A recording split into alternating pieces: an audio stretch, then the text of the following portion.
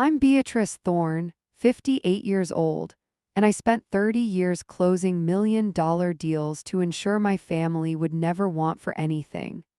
I stood by the floor-to-ceiling window of my penthouse, looking down at the city lights that used to look like opportunities, but now just looked like distant, cold stars.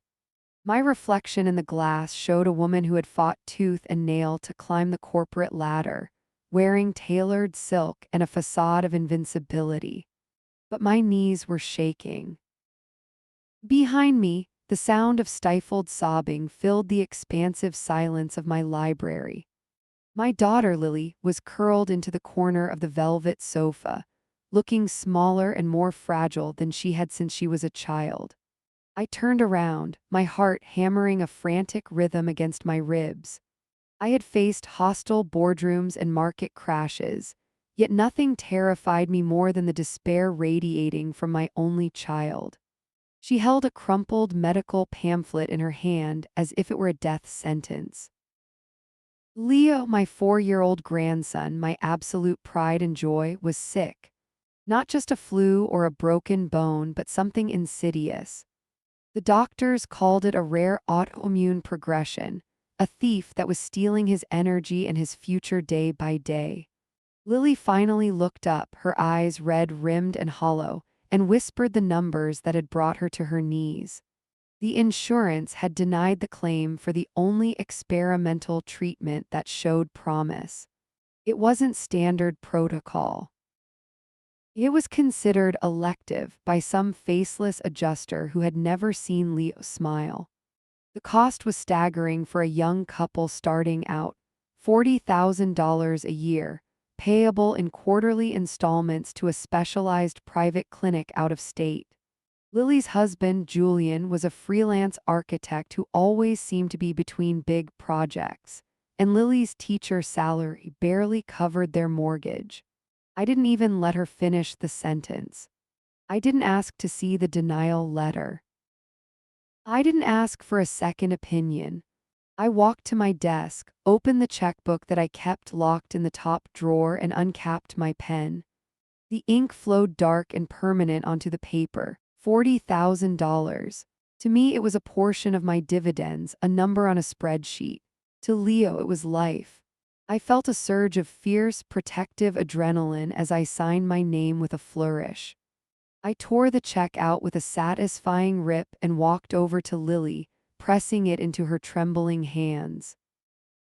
I told her that money was the one thing she never had to worry about, not while I was breathing. I thought I was being the hero. I thought I was the matriarch securing my legacy. I had no idea that I was funding a lie that would tear us all apart. I'm Beatrice Thorne, 58 years old, and I dismantled the financial empire I spent 3 decades building, brick by brick, just to keep the breath in my grandson's lungs. The first check for $10,000 was barely a blip on my radar. I signed it with the confidence of a woman who had weathered recessions and market crashes without breaking a sweat. But the disease was a hungry beast, and the experimental protocol was a bottomless pit.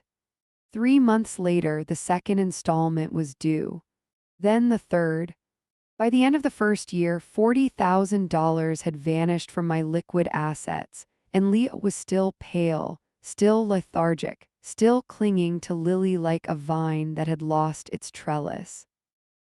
I sat at my mahogany desk, the one I had imported from Italy after my first $1 million year, and stared at the spreadsheet on my laptop screen. The numbers were bleeding red.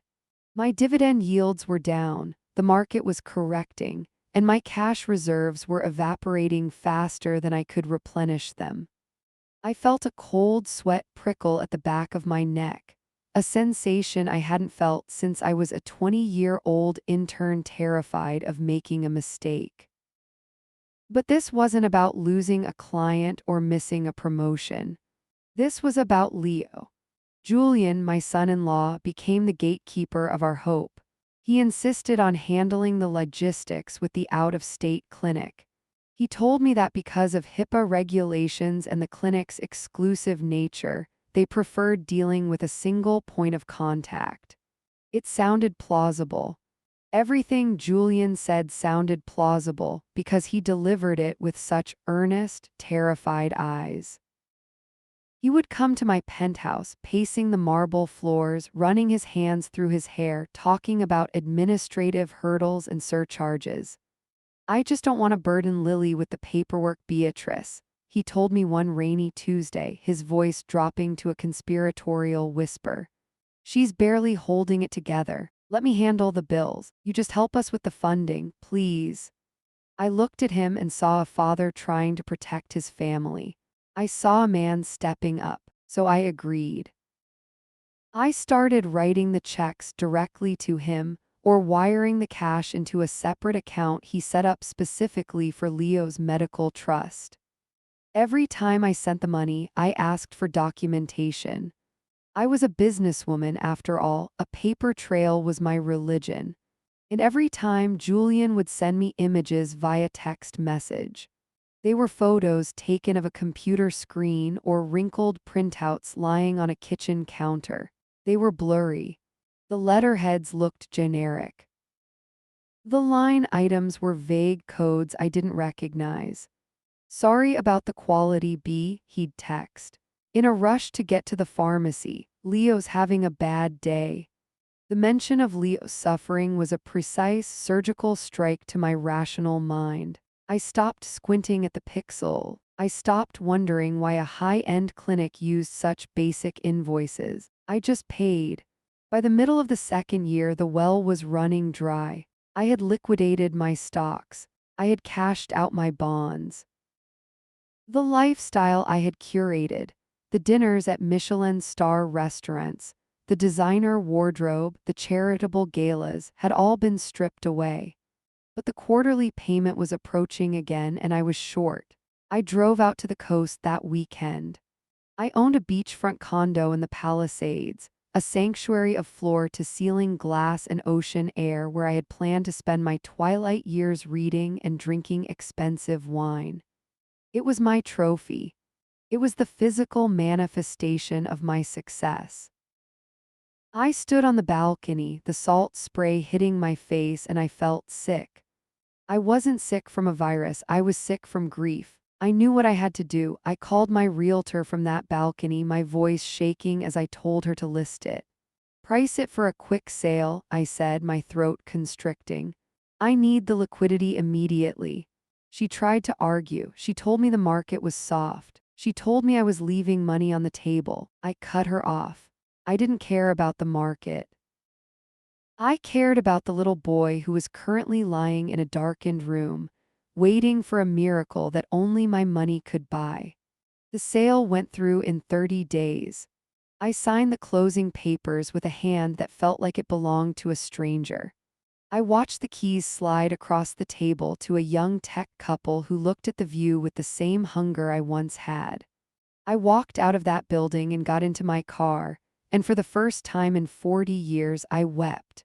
I didn't cry pretty, silent tears. I sobbed until my ribs ached, gripping the steering wheel until my knuckles turned white. I downsized. It wasn't just a move, it was a collapse. I left the penthouse. I sold the condo. I moved into a 2-bedroom apartment in a complex where the elevator smelled like bleach and the walls were thin enough to hear the neighbor's television. My furniture didn't fit. My grand piano had to be sold because there was no room. I sat on a box in the middle of my new, cramped living room, holding a cup of instant coffee because my espresso machine was in storage. My phone buzzed. It was Julian. "Payment due tomorrow, B. The clinic says if we miss this cycle, we have to restart the protocol from zero. We can't risk it."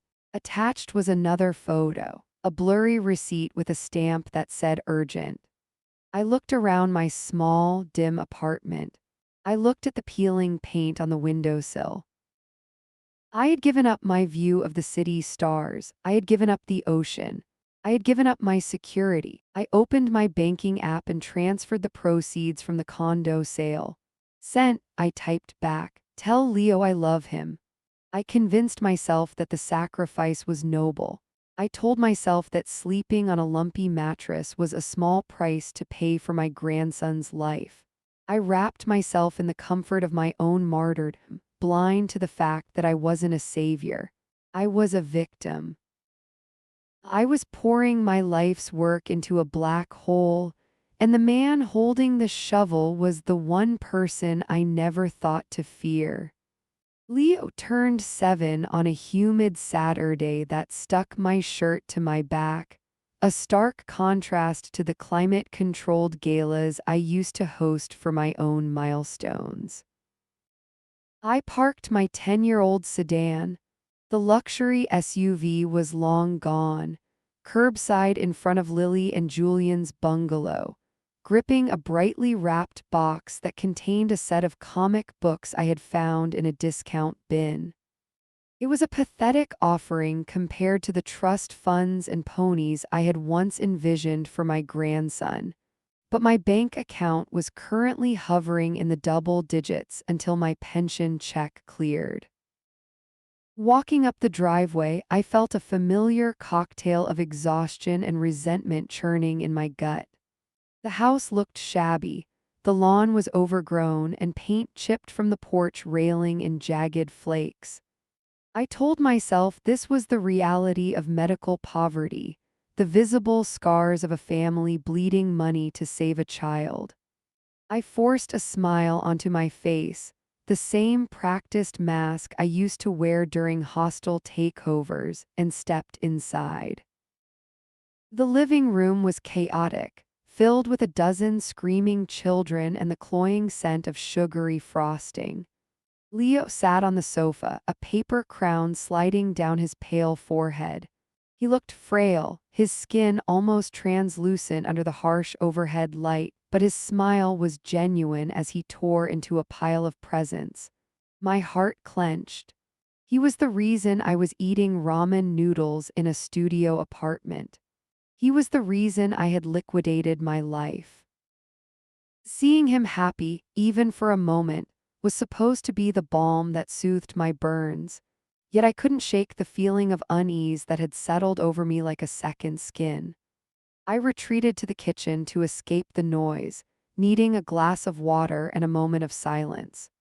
Julian was there, leaning against the granite island I had paid to have installed 3 years ago as a housewarming gift. He was laughing, holding a beer in one hand and gesturing wildly to a neighbor I didn't recognize. He looked good, too good. While Lily looked like a ghost, with dark circles carved under her eyes and gray hairs sprouting at her temples, Julian looked rested. His skin was tanned, his hair freshly cut and styled.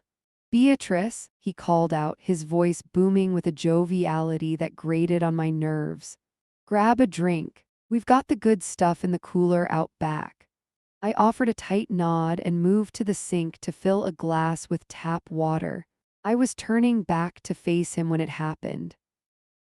Julian reached up to adjust the collar of his shirt, and his sleeve slid down his forearm. The light from the recessed kitchen bulbs caught a flash of rose gold and deep, midnight blue.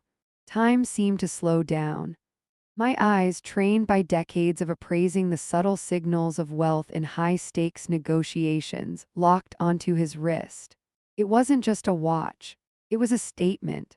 The distinctive octagonal bezel, the horizontally embossed dial, the integrated bracelet that caught the light like liquid fire. It was a Patek Philippe Nautilus. I froze, the water in my glass trembling as my hand shook. I knew that watch. I had sold a penthouse in Tribeca to a hedge fund manager who wore that exact model. I knew the waiting lists. I knew the secondary market value. That was not a timepiece you picked up at a department store. That was an $80,000 asset sitting casually on the wrist of a man who claimed he couldn't afford his son's medication. My breath hitched in my throat, a sharp intake of air that sounded too loud in the sudden lull of conversation. Julian saw me staring. He didn't flinch immediately, he just traced my gaze down to his wrist. Then a flicker of something passed behind his eyes, panic quickly masked by a slick, practiced grin. He pulled his sleeve down, covering the gold. Like it? He asked, holding his arm out but keeping the cuff low. Picked it up from a street vendor downtown. $20. Can you believe how real these knockoffs look nowadays? He laughed, a hollow sound that didn't reach his eyes. Guy said it's a Pat Ek or something, I just liked the color. I stared at him, my mind racing, cataloging the details I had seen in that split second. The weight of the links on his wrist had been substantial, heavy. A fake was light, it felt like tin. The crystal hadn't glared under the harsh kitchen lights, it had absorbed the reflection, the mark of high-grade sapphire. And the sweep of the second hand. It was a fluid, mesmerizing glide, not the stuttering tick-tick-tick of a battery-operated quartz movement found in cheap counterfeits. Let me see it, I said. My voice was low, devoid of the warmth I usually reserved for family. It was my business voice, cold, exacting. Julian's smile faltered for a fraction of a second before he took a step back, putting the island between us.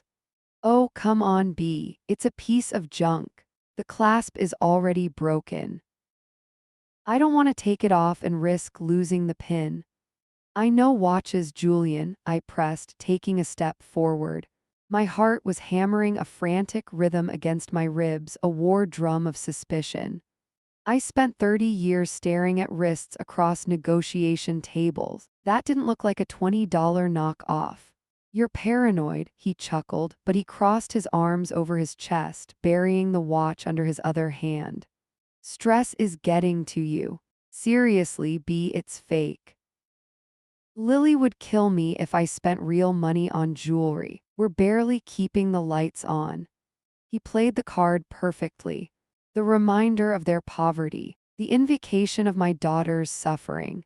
It was a defensive maneuver designed to make me feel guilty for even suspecting him. And God help me, it almost worked. I looked at his earnest face, the furrow in his brow that suggested he was just a tired father trying to enjoy a cheap trinket. I wanted to believe him. I wanted to believe that I hadn't just seen a year's worth of life-saving treatments glittering on his arm. Right, I whispered, the fight draining out of me as doubt clouded my instincts. Of course, I'm sorry, the heat, I'm just tired. Go sit down, B, he said soothingly, ushering me out of the kitchen with a hand on my shoulder, his right hand, keeping the left safely tucked away. Have some cake, relax. I walked back into the living room, but the noise of the party now sounded like a siren. I sat on the edge of the sofa and watched Leo blow out his candles, but my mind was back in the kitchen. I replayed the image over and over. The sheen of the rose gold, the depth of the blue dial, my gut was screaming at me. In real estate, when the numbers didn't add up, you walked away. But I couldn't walk away, I was all in. I had bet everything on this family. I looked across the room at Lily. She was cutting the cake, her hands shaking slightly from fatigue. She was wearing a dress she had owned for 5 years, the fabric faded at the seams. Then I looked at Julian, standing in the doorway, sipping his beer, his left hand shoved deep into his pocket. A cold, hard knot formed in my stomach.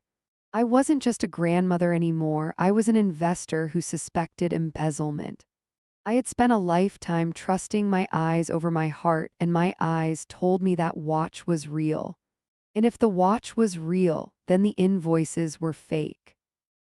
The cake tasted like ash in my mouth. I swallowed it down, feeling the first true flash of hatred ignite in my chest. I needed proof. I didn't know how I was going to get it, but as I watched Julian laugh with his friends, the gold hidden beneath his sleeve, I vowed that I would find the truth, even if it destroyed the little bit of family I had left. The image of the Patek Philippe Nautilus burned behind my eyelids every time I tried to sleep.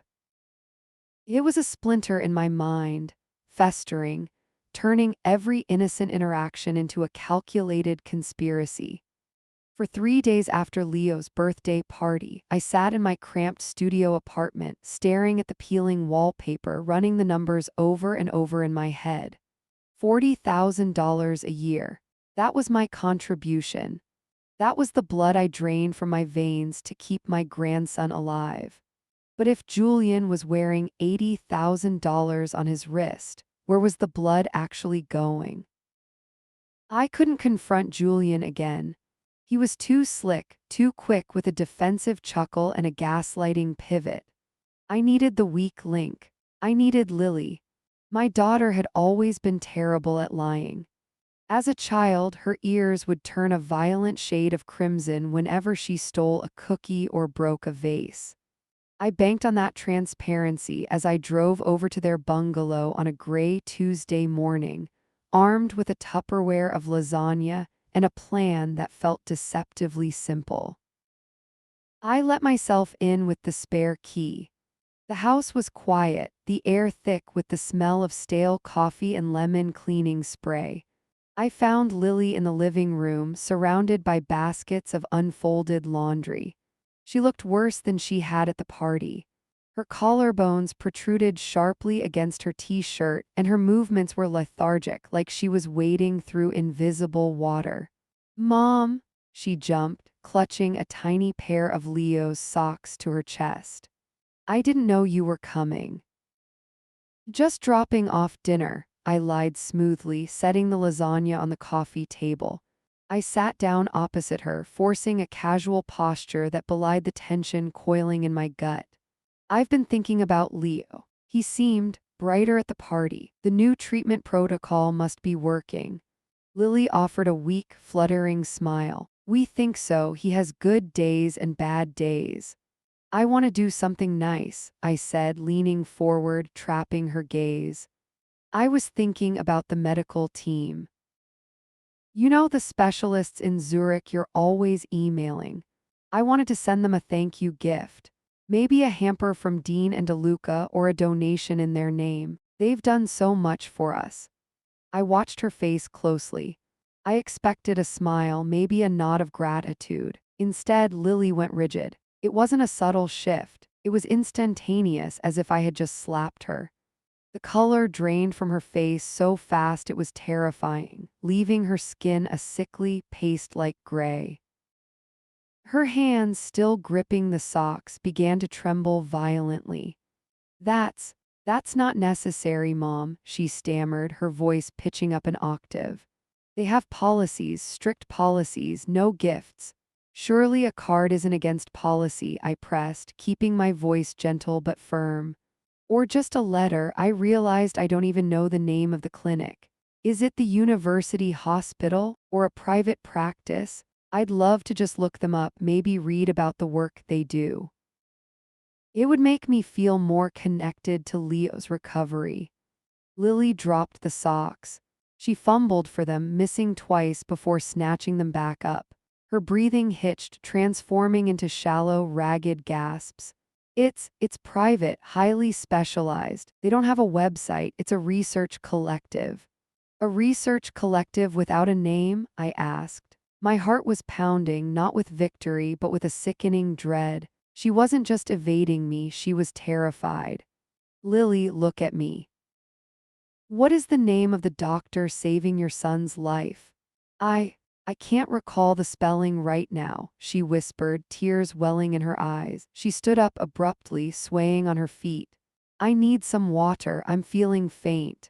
"Lily, sit down," I said, standing up to steady her. "Why can't you tell me the name?" "Because it's complicated," she cried out, her voice cracking.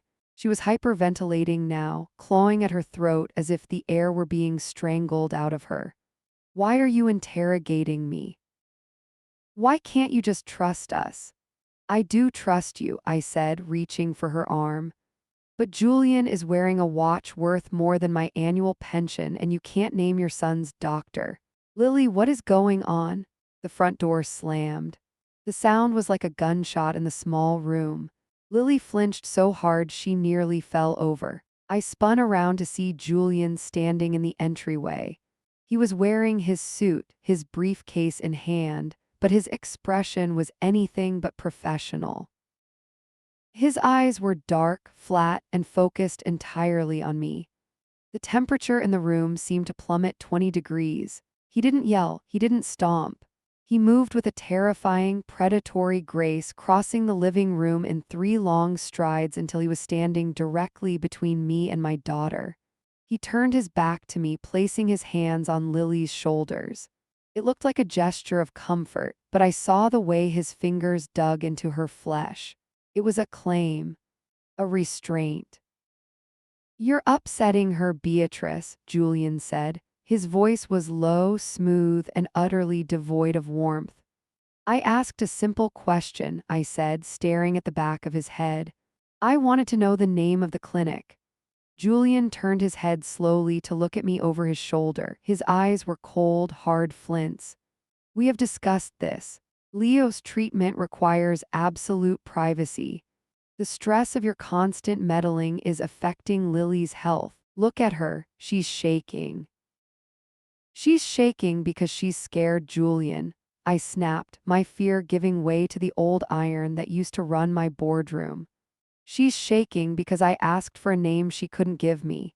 He turned fully to face me then, shielding Lily completely from my view. He was taller than me, broader, and for the first time I felt physically unsafe in his presence. "You are interfering with a delicate recovery process," he said, stepping into my personal space. I smelled his expensive cologne, cloying and heavy. "Your anxiety is toxic to this family. If you cannot support us without launching these paranoid inquisitions, then perhaps you shouldn't be here." "I have a right to know where my money is going," I hissed. "You are helping your grandson," he said, his voice dropping to a whisper that made the hair on my arms stand up. "That is all you need to know. Do not come here and torment my wife again. Do you understand?" I looked past him. I caught a glimpse of Lily. She was staring at the floor, tears streaming silently down her face, her hands gripping her own elbows so tight her knuckles were white. She didn't look at me. She didn't defend me. She looked like a broken thing. I realized then that the wall of silence wasn't just to keep me out, it was to keep her in. "I'm leaving," I said, my voice trembling with suppressed rage. I grabbed my purse. "But this isn't over, Julian. I'm not just a checkbook. I'm his grandmother." "Then act like it," he said coldly, turning his back on me to whisper something in Lily's ear. I walked out of the house, my legs shaking so badly I could barely navigate the porch steps. I got into my car and locked the doors, gasping for air as if I had been the one hyperventilating. I gripped the steering wheel, staring at the shabby bungalow. Lily didn't know the doctor's name. She didn't know the clinic, because there was no clinic. The realization hit me with the force of a physical blow. I wasn't saving my grandchild. I was funding a lie, and my daughter was drowning in it, held under the surface by the man I had welcomed into our family. I started the engine, my hands finally steadying into a grip of pure, cold resolve. I needed proof. And if Julian thought he could scare me away, he had forgotten exactly who Beatrice Vance used to be. I'm Beatrice Vance, 58 years old, and while I used to command boardrooms and negotiate international shipping contracts, today I was reduced to a trembling, paranoid grandmother hiding in a rented Ford Focus. I had parked 3 houses down from my daughter's bungalow, slumped low in the driver's seat. I'd chosen a gray sedan, the kind of car that disappears into the asphalt, invisible and forgettable. My own luxury SUV was parked miles away at a supermarket lot. I couldn't risk Julian seeing my car. I couldn't risk the sneer, the condescension, or the way he weaponized my daughter's fragility against me. It was Tuesday. According to the schedule Lily had tearfully recited to me over the phone months ago, Tuesdays were for the chemo-equivalent immunotherapy sessions. They were supposed to be grueling, all-day affairs at a specialized clinic that required absolute sterility. I checked my watch. 8:45 a.m. My heart hammered against my ribs like a trapped bird. Every time a squirrel skittered across a lawn or a neighbor walked a dog, I flinched, ducking my head below the dashboard. I felt ridiculous. I felt like a criminal.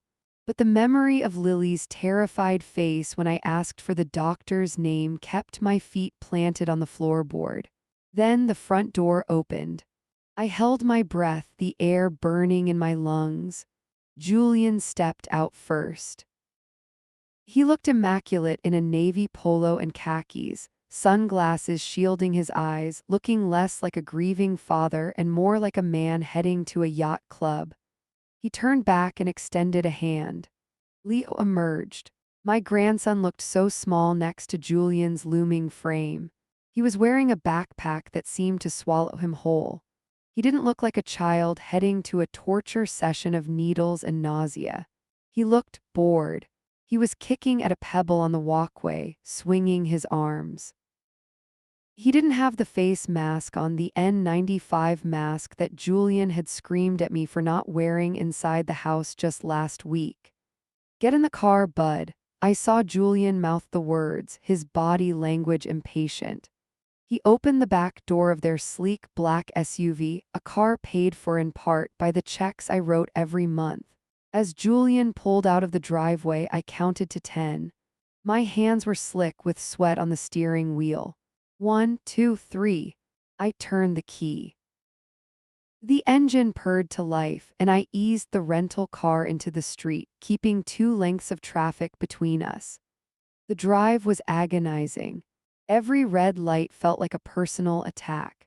Every time Julian changed lanes, panic flared in my chest that he had spotted me, that he was going to pull over and drag me out of the car. I gripped the wheel so hard my knuckles turned the color of old bone. We drove south. Confusion began to knit my brows together. The university hospital was north. The private medical district, where the high-end specialists operated, was west. South was the industrial park. South was the sprawling, neon-lit commercial district full of outlet malls and chain restaurants. "Where are you going?" I whispered to the windshield, my eyes glued to the back of his SUV. "Where are you taking him?" 20 minutes later, the landscape shifted from suburbs to concrete sprawling lots. Julian signaled right. I held back, letting a delivery truck get between us, my heart rate spiking. He turned into a massive parking complex. I followed, keeping my distance, and watched him park near the entrance of a building. I pulled into a spot 3 rows back, killing the engine immediately. I squinted through the windshield, reading the massive, colorful sign above the double doors. Jump Zone, Extreme Trampoline Park and Arcade. The air left my body in a singular, painful rush. This wasn't a clinic. This wasn't a sterile research facility. It was a germ factory. It was a cavern of sweat, screaming children, and recycled air, the exact type of environment Julian had claimed would kill Leo within hours due to his zero-count immune system. I watched, frozen in horror, as Julian opened the back door. Leo hopped out. He didn't look scared. He looked excited. He ran toward the doors, bouncing on the balls of his feet. Julian followed him, but his pace was sluggish, his attention entirely focused on his phone. I waited until they were inside, then I grabbed my purse and scrambled out of the car. I had to see. I had to know for sure. I pulled a baseball cap low over my eyes and walked toward the entrance, the sound of electronic jingles and thumping bass getting louder with every step. Inside, the smell hit me: socks, pizza grease, and floor wax. It was sensory overload. I hugged the wall near the snack bar, scanning the chaotic sea of bouncing children. I found them near the ticket counter. Julian was handing a wad of cash to a teenager in a neon vest. He bought a wristband and all-day pass. He knelt down, not to hug Leo, but to point a stern finger in his face. I was close enough to hear the tail end of his sentence over the noise of skee-ball machines.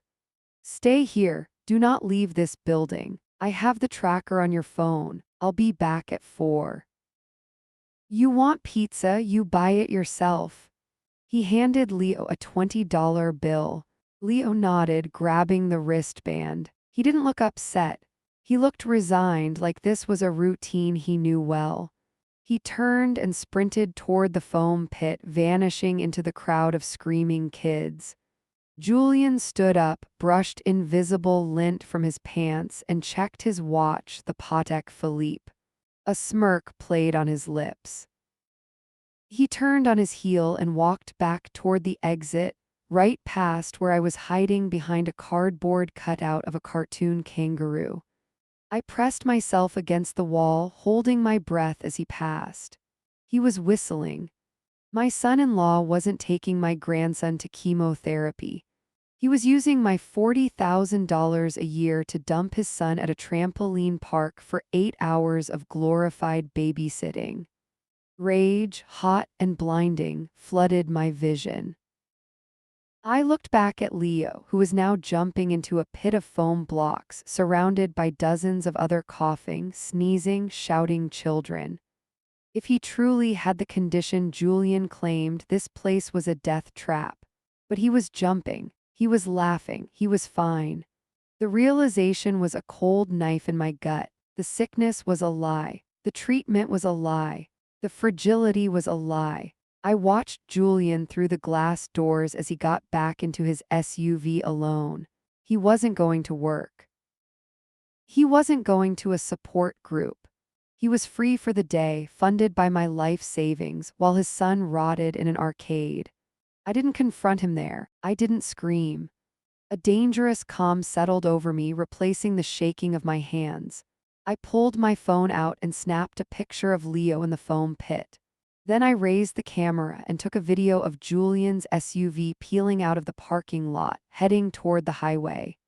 "Okay, Julian," I whispered, my voice sounding foreign to my own ears. "You want to play games? Let's play." I wasn't just a grandmother anymore. I was a witness. And I was going to burn his house of cards to the ground. I scrambled back into the driver's seat of the Ford Focus, my hands trembling so violently I fumbled the keys twice before jamming them into the ignition. Julian's black SUV was already turning onto the main road, a sleek predator slipping into the stream of mid-morning traffic.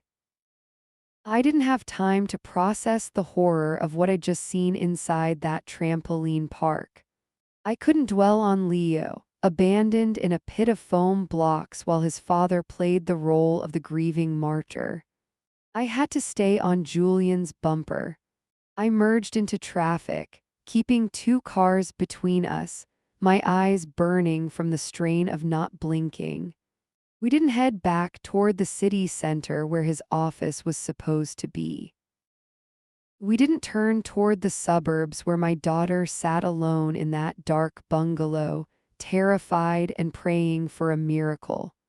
Julian drove west, toward the rolling hills and old money that bordered the edge of the county. The drive was a 30-mile exercise in nausea. Every time he tapped his brakes, panic flared in my chest that he had spotted me. I felt like a spy in my own life, a ridiculous, gray-haired woman playing detective, because the alternative was admitting that my entire reality was a fabrication. The concrete sprawl of the city eventually gave way to winding 2-lane roads lined with oak trees and white picket fences that cost more than my first house. He slowed down near a massive wrought iron gate. I pulled onto the shoulder 100 yards back, killing the engine instantly. I slumped low, watching through the gap in the steering wheel. The sign on the stone pillar was discreet, etched in gold leaf. Blackwood Equestrian Estate. This wasn't a place for casual riding lessons. This was where Olympic dreams were bought and paid for, where 6-figure horses lived better than most people. Julian punched a code into the keypad. The gate swung open silently. I waited until his taillights disappeared around the bend of the long, tree-lined driveway before I dared to move. I couldn't drive in there. I grabbed my purse, shoved my phone into my pocket, and slipped out of the car. I wasn't dressed for trekking through the woods. I was wearing sensible flats and slacks, but I climbed the embankment anyway, ignoring the brambles that snagged my cardigan. I moved through the tree line running parallel to the driveway, my breath coming in ragged, shallow gasps. The air here was different, crisper, smelling of pine needles and expensive manure. My heart thundered in my ears, a frantic drumbeat that threatened to drown out the sound of crunching leaves under my feet.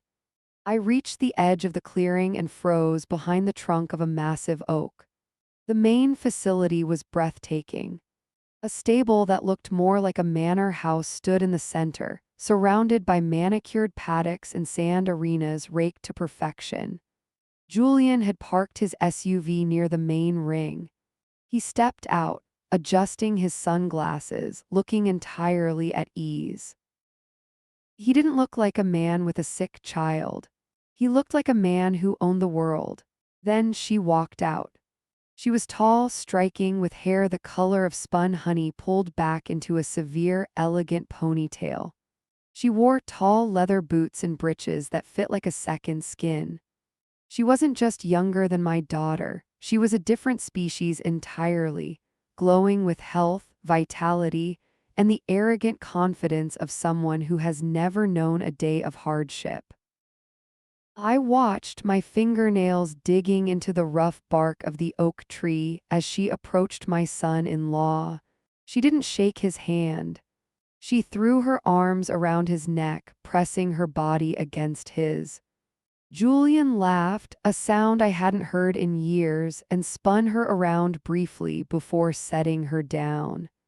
The intimacy of the gesture was a physical slap to my face. While Lily was at home, wasting away from stress and fear, convinced her son was dying, her husband was here, playing the romantic lead in a country club fantasy. But it was what happened next that made the bile rise in my throat. Julian reached into the passenger seat of his car. He pulled out a thick manila envelope. I stopped breathing. I knew that envelope. I knew the weight of it. I knew the exact dimensions because I was the one who had filled it. That was the cash payment for the specialist. That was the money I had withdrawn from my retirement account 3 days ago, handing it to Julian with tears in my eyes, begging him to tell the doctors to do whatever it took to save Leo. $40,000. He handed it to the woman. She didn't look surprised. She didn't look grateful. She took it with a casual familiarity, tapping the envelope against her palm as if it were a weekly allowance. She pointed toward a stunning chestnut horse being led out of the stable by a groom, saying something that made Julian beam with pride. My knees gave out. I slid down the trunk of the tree until I hit the dirt, the damp earth soaking into my pants. I wasn't paying for chemotherapy. I wasn't funding life-saving immunotherapy trials. I was buying a horse. I was funding a mistress and her equestrian hobby while my grandson sat in a germ-infested arcade and my daughter withered away in a house full of lies. The sheer scale of the cruelty was so massive I couldn't comprehend it. It wasn't just theft. It was psychological torture. He had invented a terminal illness for his own son to extort money from me to fund this lifestyle. He was keeping Lily in a state of perpetual terror, isolating her, breaking her mind, just so he could come here and play aristocrat with this woman. I looked down at my hands. They were covered in dirt and scratched from the brambles. They were the hands of a woman who had worked for 40 years to build a legacy for her family. And he had taken it. He had taken everything. A sound escaped my throat, a low, guttural whimper of pure rage. I clamped a hand over my mouth, stifling it. I couldn't lose control now. If he saw me, if he knew I was here, he would run. He would hide the money. He would spin another lie to Lily, and in her fragile state, she might believe him over me. I needed to be smarter. I needed to be the Beatrice Vance who negotiated with sharks and won. I pulled my phone out again. My fingers were shaking, but I forced them to steady. I zoomed in. I recorded the woman kissing his cheek. I recorded the envelope passing hands. I recorded the way he stroked the neck of the expensive horse, looking more loving toward that animal than he had ever looked toward his own son. "Enjoy it while it lasts, Julian," I whispered, the words tasting like copper on my tongue. "Because I'm going to bury you." I'm Beatrice Vance, 62 years old, and while I spent 3 decades negotiating shipping contracts that moved millions of dollars of cargo across the Atlantic, nothing in my career prepared me for the sheer brutality of hunting down the man who was destroying my daughter. I remained crouched in the damp leaf litter, my phone clutching the evidence of my son-in-law's betrayal, until my legs went numb. I watched Julian laugh with that woman for another 10 minutes. 10 minutes where he wasn't thinking about Leo sitting in a foam pit.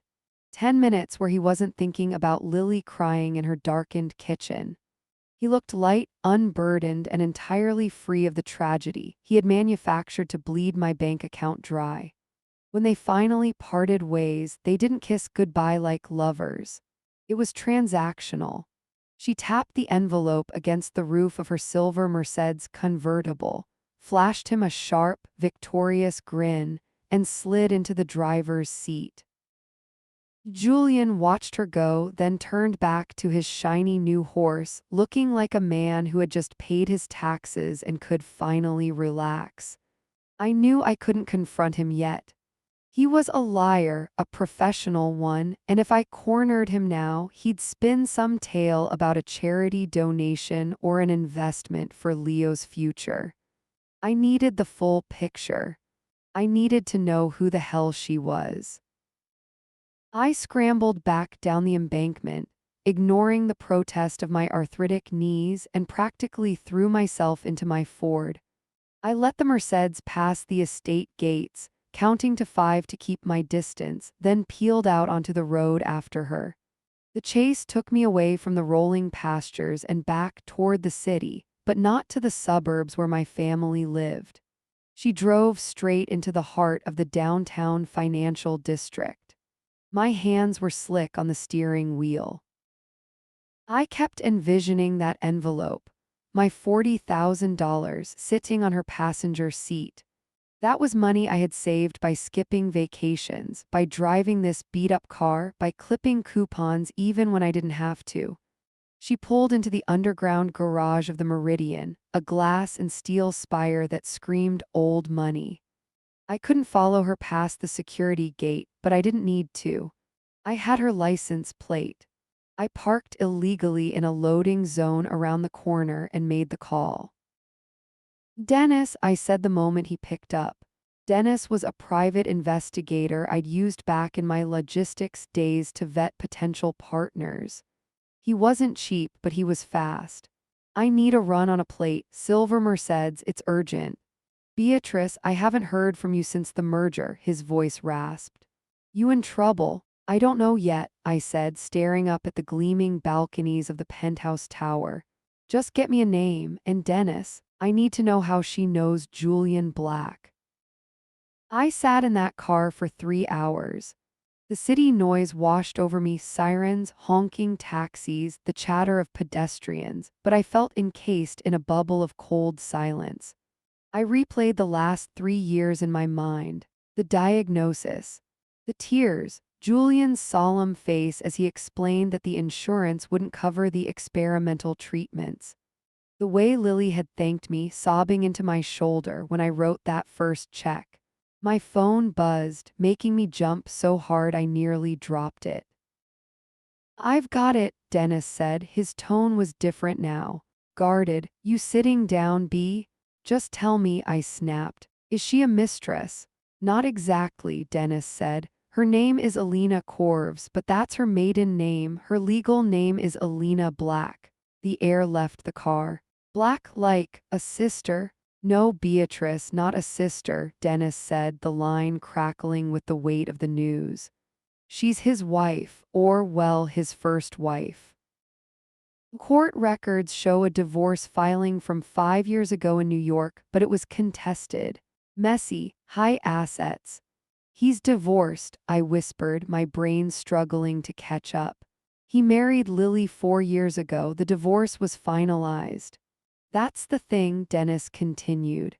The divorce was finalized on the condition of a settlement, a massive one. Julian didn't have the cash up front to pay her off, so he agreed to a structured payout. Alimony, effectively, but aggressive. If he misses a payment, she has a clause that allows her to seize his assets. And get this, the payout schedule, it's $40,000 a year. The phone slipped from my ear and landed in my lap. I stared at the dashboard, my vision blurring. It wasn't a medical condition. Leah wasn't sick. The treatments, the specialists, the experimental drugs, none of it existed. Julian hadn't been fighting for his son's life. He had been paying off his ex-wife.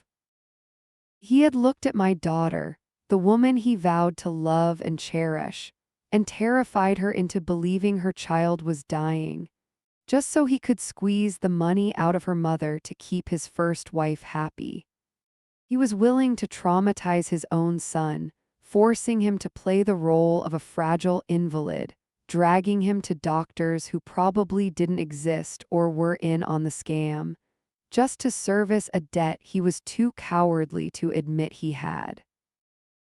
A scream built in my chest, primal and raw, but I swallowed it down until it burned like acid. I looked up at the penthouse. Alina was up there right now, probably counting my retirement money, drinking wine paid for with my daughter's sanity.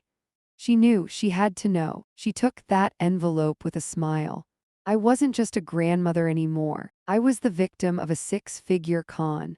But as the shock faded, something harder and colder took its place. I picked up the phone again. Dennis, I said, my voice dead calm. Send me everything. The divorce decree, the settlement papers, the dates, I want it all. Beatrice, what are you going to do? He asked. I looked at the picture on my lock screen, Leo, smiling, oblivious to the fact that his father had sold his childhood for a quiet life. I'm going home, I said, and I'm going to prepare for a funeral, because Julian's life as he knows it ends tonight. I'm Beatrice Vance, 62 years old, and despite a lifetime of detecting fraud in complex shipping manifests, I never thought the greatest con artist I'd ever meet would be the child I raised. I drove the 15 miles to my daughter's house in a fugue state, the speedometer climbing well past the legal limit. My peripheral vision was blurred by a red haze of pure, distilled rage. I wasn't going there to negotiate. I wasn't going there to find middle ground. I was going there to destroy the man who had turned my family into his personal ATM. When I pulled into the driveway, the house looked different to me. For 3 years, I had viewed this suburban colonial as a fortress of sorrow, a place where a brave family fought a tragic battle against childhood illness. Now I saw it for what it was, a stage set. A facade paid for with my retirement savings. I didn't knock. I used my key, the metal feeling cold and heavy in my hand, and shoved the front door open. Mom, Lily's voice drifted from the kitchen. It was that hushed, reverent tone she always used, the voice of a mother perpetually terrified of waking a sick child. Is that you? I thought you were working late. I marched into the kitchen. Lily was standing at the island, organizing a weekly pill organizer. Dozens of colorful capsules. Vitamins, they were just vitamins. The realization hit me like a physical blow to the stomach. She looked up, her face pale and drawn, wearing the oversized cardigan she used to make herself look smaller, more fragile. "Mom, you're shaking. What's wrong? Is it Leo?" "Stop it," I rasped. My voice sounded like gravel grinding together. "What?" She blinked, confusion knitting her brow.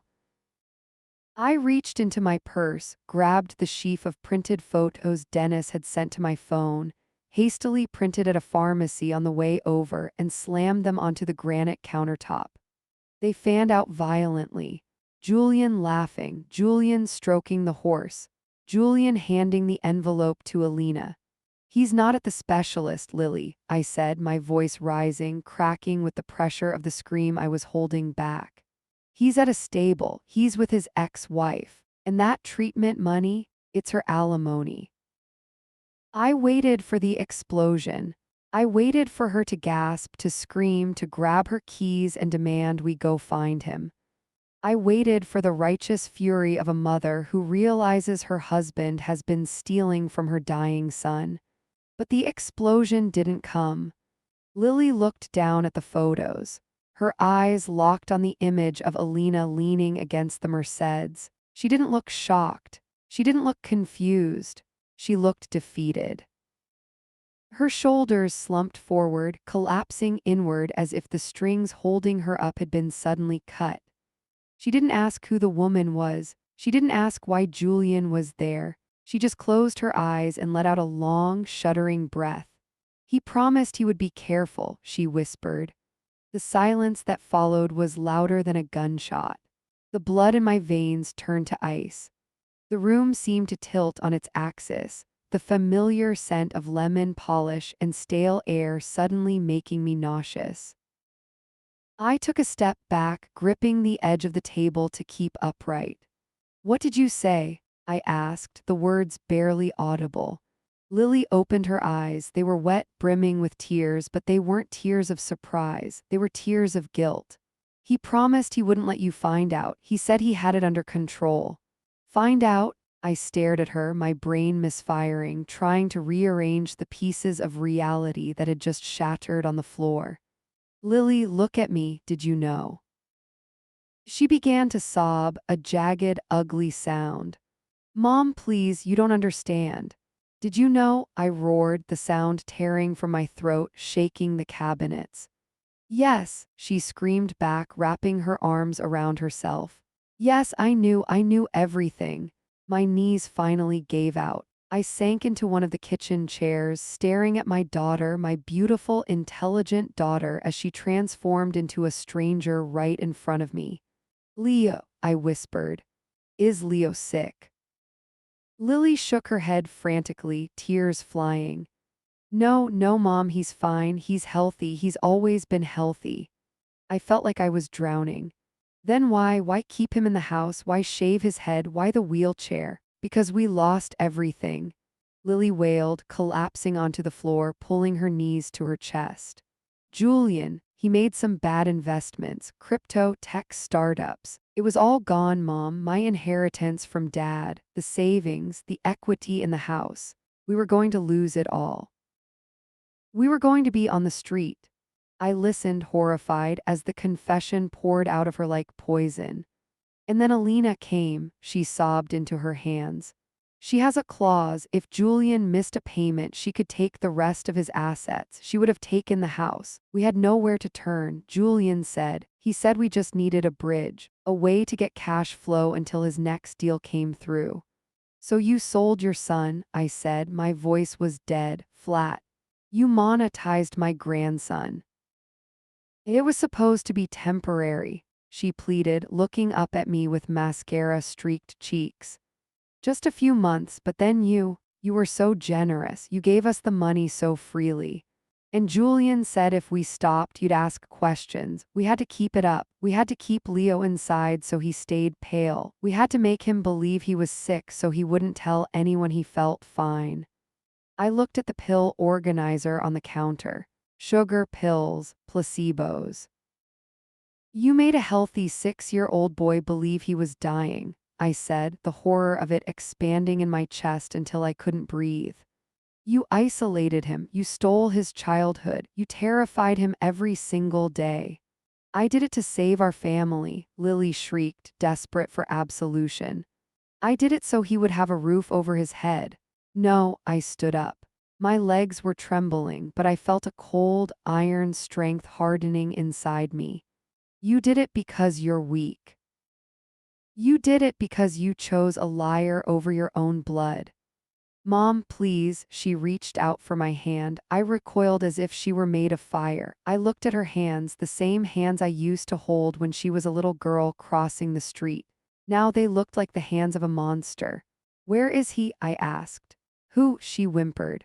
Leo, I said. Where is my grandson? He's in his room playing video games, she sniffled. Mom, don't. I am taking him, I said. It wasn't a question. It was a statement of fact. You can't just take him. Lily scrambled to her feet, panic rising in her eyes. Julian will be home soon. We can talk about this. We can pay you back. Pay me back, I laughed, a harsh, brittle sound that frightened even me. You think this is about the money, Lily? You think I care about the $40,000? I walked past her toward the hallway that led to Leo's room. I'm calling the police, I said over my shoulder. And then I'm calling Child Protective Services. You better hope Julian has a good lawyer, Lily, because you're going to need one too. Mom, no, she screamed, grabbing my arm. I spun around and ripped my arm from her grasp with a force that sent her stumbling back against the refrigerator. I am not your mother right now, I spat, staring into her wide, terrified eyes. I am the witness for the prosecution. I paused with my hand hovering over the brass knob of Leo's bedroom door. The silence in the hallway was heavy, suffocating, broken only by the hum of the refrigerator and Lily's ragged breathing behind me.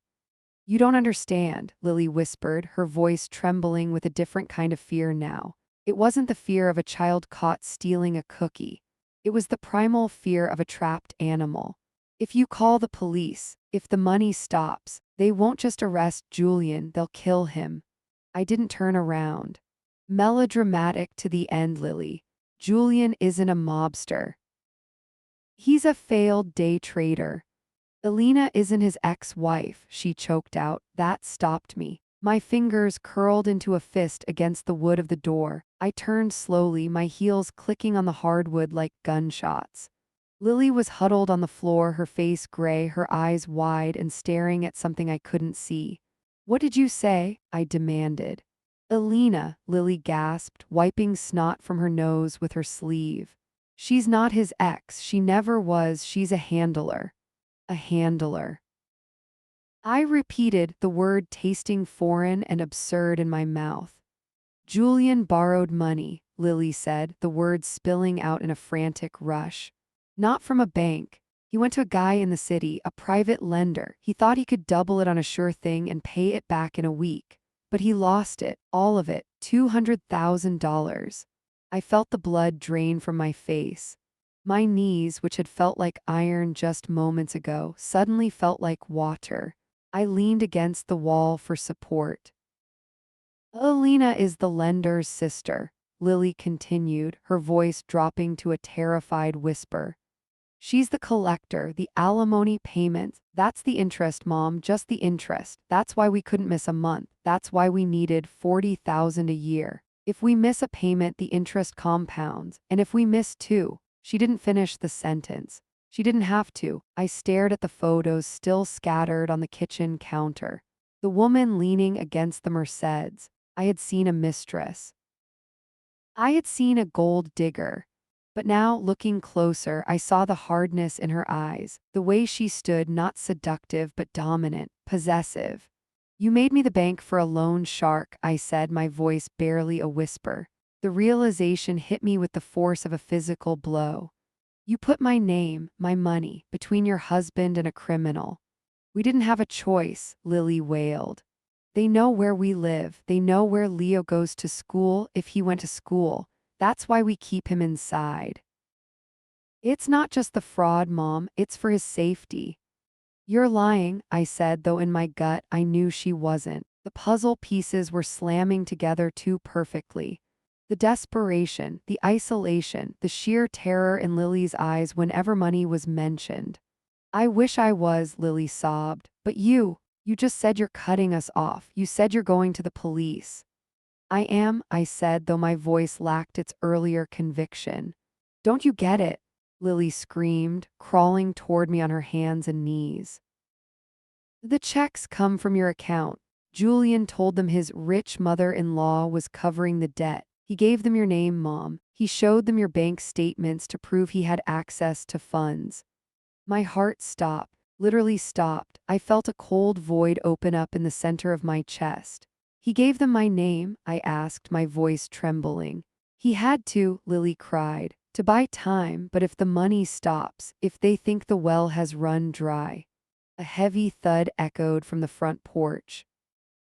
It was a single, authoritative knock. Not a delivery driver, not a neighbor. Lily froze. Her eyes snapped to the front door, her pupils dilated until her eyes were black holes of terror. She scrambled backward, crab walking across the floor until her back hit the oven. Did you tell anyone you were coming here? Lily whispered, tears streaming down her face. Mom, did you tell anyone you were cutting us off? I thought about the phone call with Dennis. I thought about the fury in my voice as I drove here. I thought about the text I had sent Julian 10 minutes ago. We need to talk. Now, I texted him, I admitted, the horror rising in my throat like bile. The knock came again, louder, impatient. He's not here, Lily whimpered. Julian isn't home yet. He's meeting with them.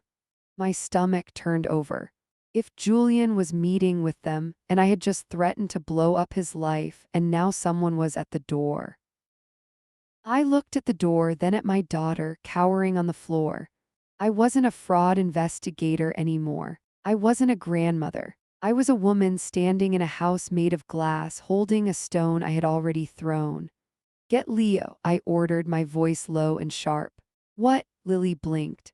Get Leo and go out the back door, I hissed, grabbing a heavy cast iron skillet from the stove. My hands were shaking, but my grip was tight.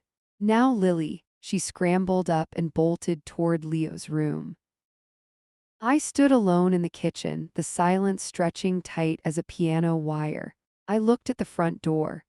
Through the frosted glass panel, I could see a silhouette. It was too broad to be Julian. The doorknob turned. I realized then that I hadn't just uncovered a lie. I had walked straight into a war zone with nothing but a checkbook and a broken heart. And the enemy was already inside the perimeter. Mrs. Vance? A deep voice called out from the other side of the door. It wasn't a question. It was a summons. We know you're in there. Julian said you'd be the one to talk to about the restructuring. I gripped the skillet handle until my knuckles turned white. My retirement was gone. My family was a lie. But if they thought they were going to touch a hair on my grandson's head, they were about to learn that I was the most dangerous thing in this house. I'm Evelyn Cross, 55 years old, and before I retired to be a full-time grandmother, I was the kind of commercial real estate broker who could make a shark cry during a closing. I stared at the heavy wooden door, the skillet trembling in my hand, and then I looked at the skillet itself.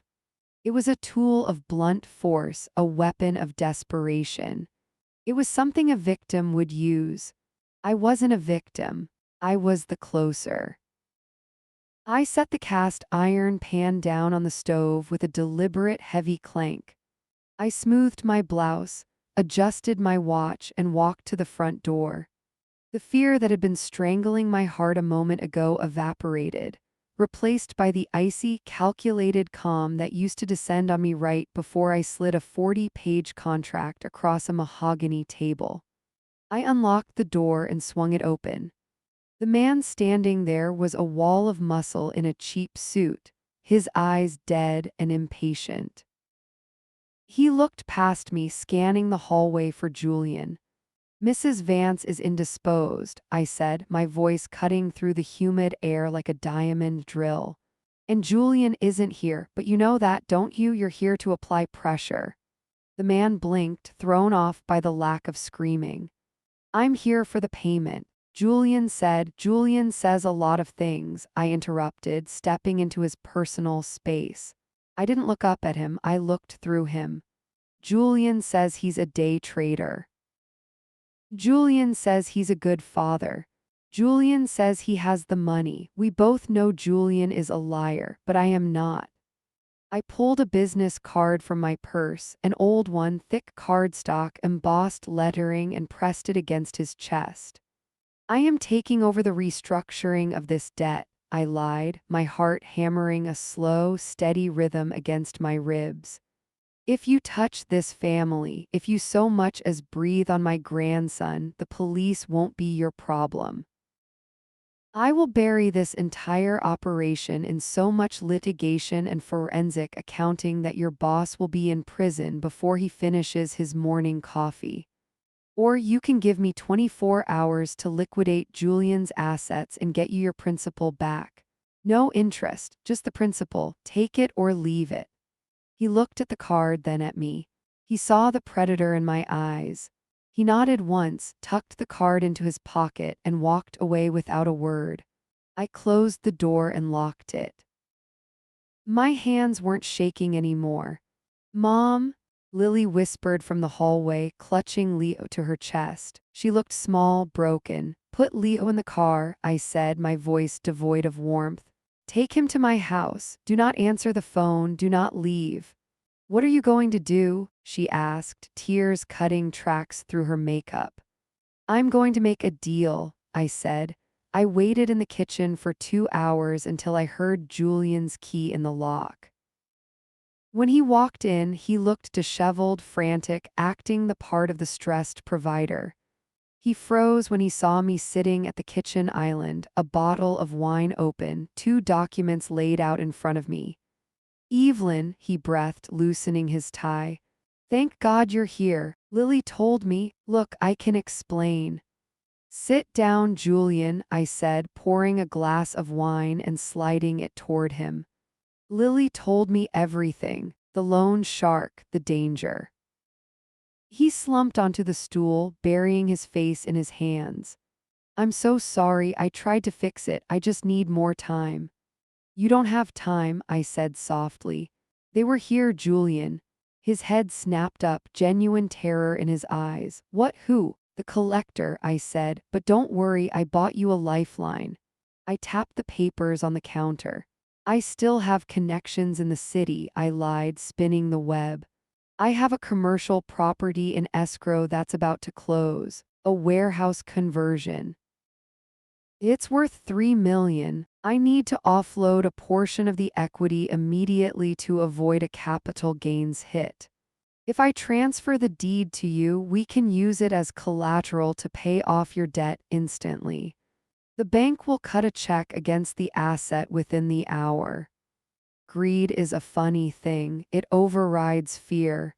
It overrides logic. I saw the shift in his eyes the moment he thought he had won.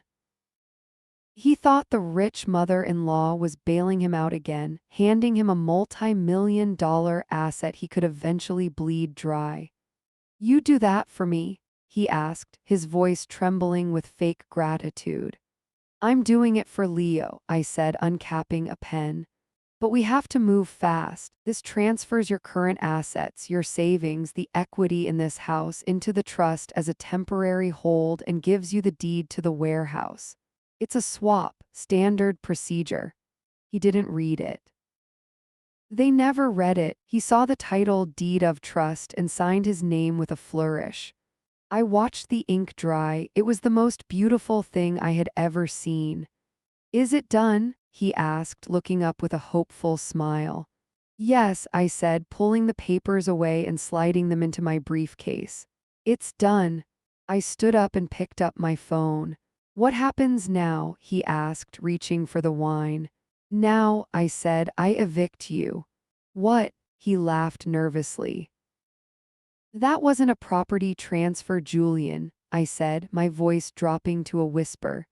That was a confession of judgment and a voluntary asset forfeiture.